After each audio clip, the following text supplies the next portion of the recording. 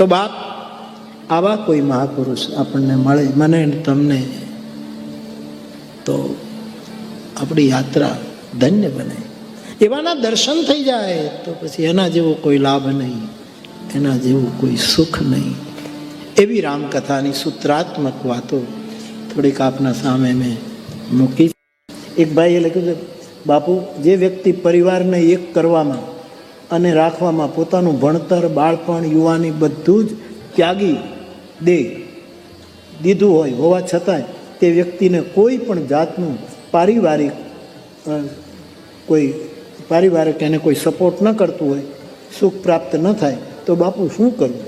પણ બાપુ, આટલી ખબર છે, કથાના લીધે જ જીવીએ છીએ. બાપુ, આ કથા પછીના આટલા દિવસમાં આત્મહત્યા કરવાનો વિચાર આવે છે.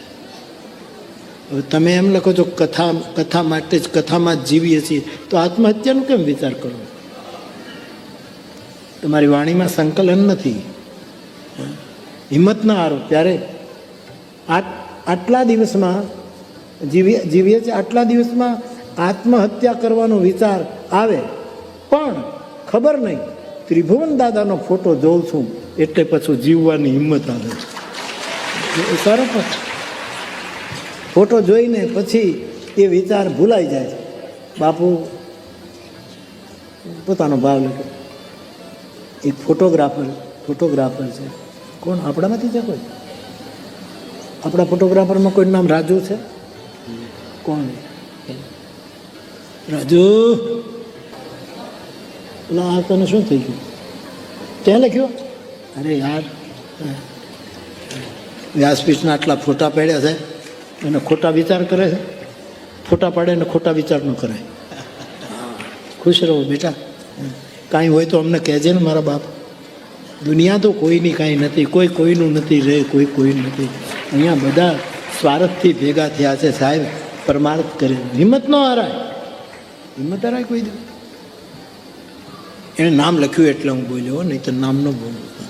અચ્છા, તમે બધા એની પાસે જઈને અમને કહેતા આવા વિચાર કરે તો એ તમારો ફોટો પાડી લે છે. કોક તને આમ કરવા આવે તો ફોટો પાડી લેવાનો. આવે, આપણે બે ફોટો પડાવી. આવે,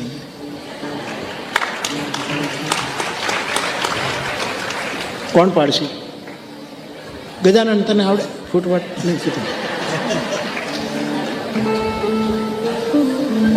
હારો પાડજો, હારા માયલો પાડજો, બેસ્ટ પાડજે, હારામાં હારો, તોડી નાખે એવો પાડ. લાવ, શાલ લાવ, શાલ લાવ. તારા કેટલા પ્રેમી છો, ચારે બાજુથી કેમેરા શરૂ થઈ ગયા.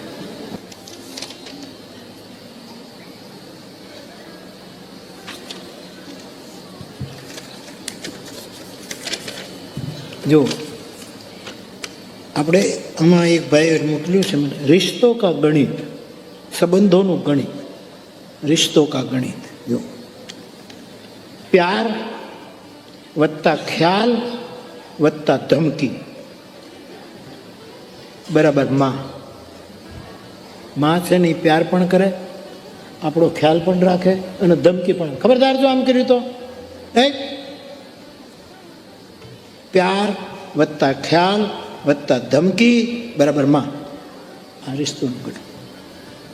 પ્યાર વત્તા ડર બરાબર બાપ. ખ્યાલ ન કરે, બીજે જ ફરતો હોય, ખ્યાલ ક્યાંથી કરે? પ્યાર કરે અને ડર બતાવે કરે. જો આમ કર્યું તો ખબરદાર, જો આ નિશાળમાંથી ઉઠાવી મૂકીશ. એ બરાબર પિતા. પ્યાર વત્તા સાથ આપે બરાબર બેન. પ્યાર પણ કરે અને સાથ પણ આપે, એ બેન.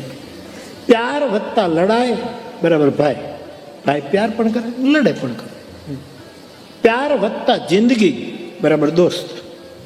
પણ પ્યાર, ખ્યાલ, ડર, સાથ, લડાઈ, જિંદગી, ધમકી બરાબર પત્ની. પૃથ્વી ગોળ છે ભાઈ, બધું ફરી ફરી.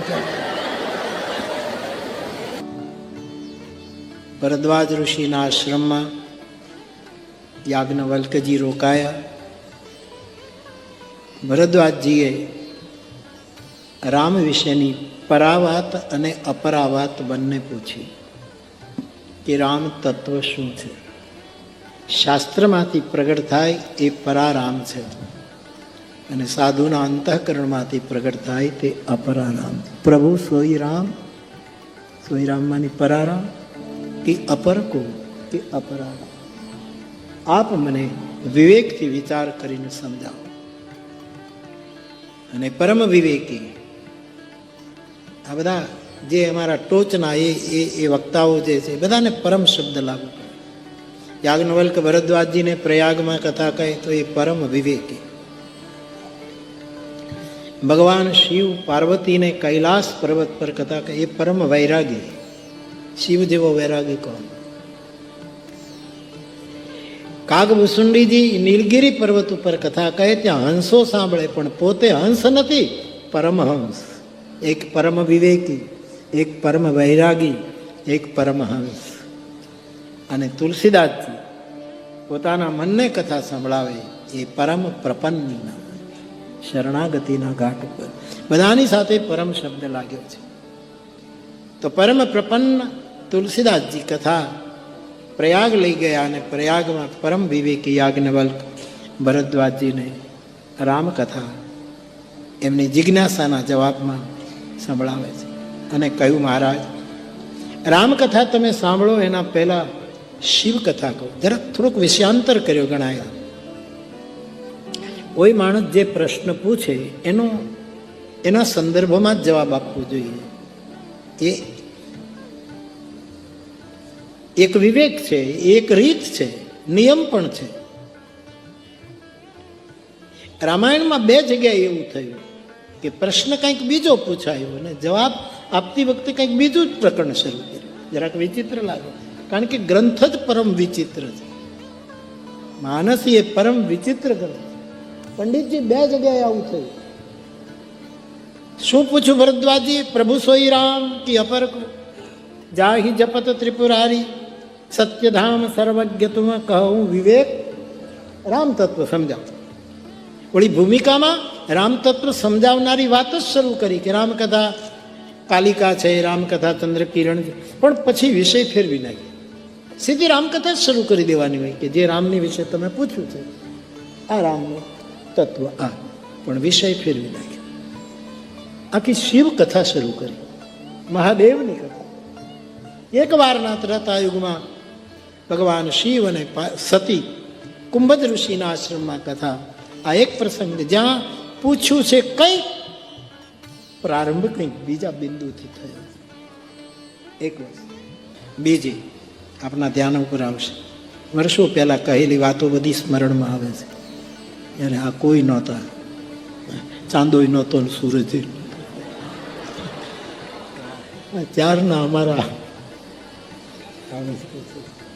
આનંદ કરો, બીજું બાકી અન્યથા ન લેતા. બાકી તો આપણે તો માણસનું નામ અને માણસનું રૂપ એ તો જગતનો પરિચય છે. રૂપ પણ જતું રહે છે, નામ પણ ભૂલાઈ જાય છે. ઈશ્વરનો પરિચય તો અસ્થિ, ભાતિ અને પ્રિયમ. શંકરાચાર્ય કહે ઈશ્વરનો પરિચય એ છે.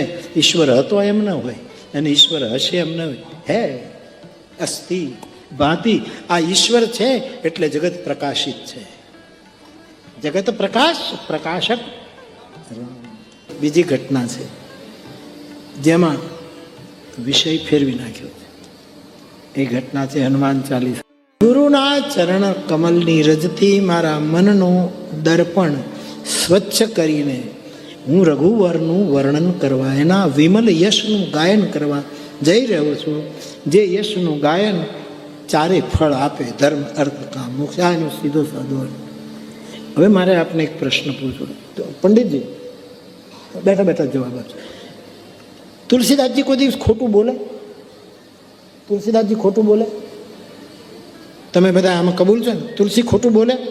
જે બોલે એ જ કરે ને, જે બોલ્યા હોય એ જ કરે. એટલું તો આપણા તુલસી ઉપર ભરોસો. તો એણે શું લખ્યું હનુમાન ચાલીસામાં? બરનઉ રઘુવર વિમલ છે, રામના નિર્મળ. રામનો એક પણ નિર્મળ યશ આમાં ન ગાયો. જય હનુમાન જ્ઞાન ગુણ, બધા હનુમાનજીના યશ ગાયા. આખું વિષયાંતર થઈ ગયું છે. 40 પંક્તિઓમાં આખું હનુમાનજીનું જ વર્ણન છે. રામગુણ રઘુવરનું વર્ણન ક્યાં છે?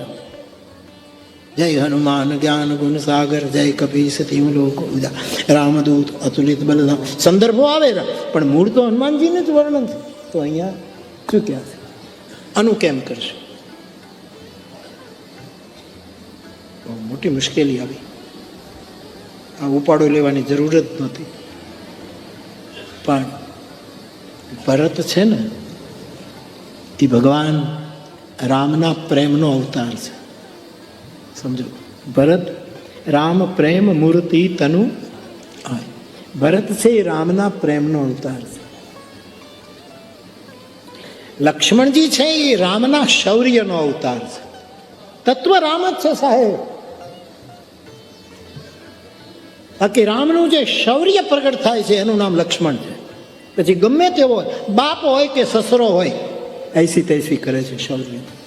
પોતાના પિતા માટે વાલ્મીકી રામાયણમાં કેવા શબ્દો બોલ્યા. જનક રાજાની સભામાં જનકરાજ બોલે કે કોઈ ધનુષ તોડનારો જગતમાં જન્મ્યો નથી, એને ફરી ગયા છે.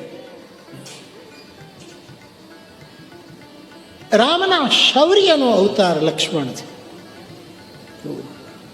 મને કહેવા દો, રામના મૌનનો અવતાર મારો શત્રુઘ્ન છે. રામનું મૌન, શત્રુઘ્ન.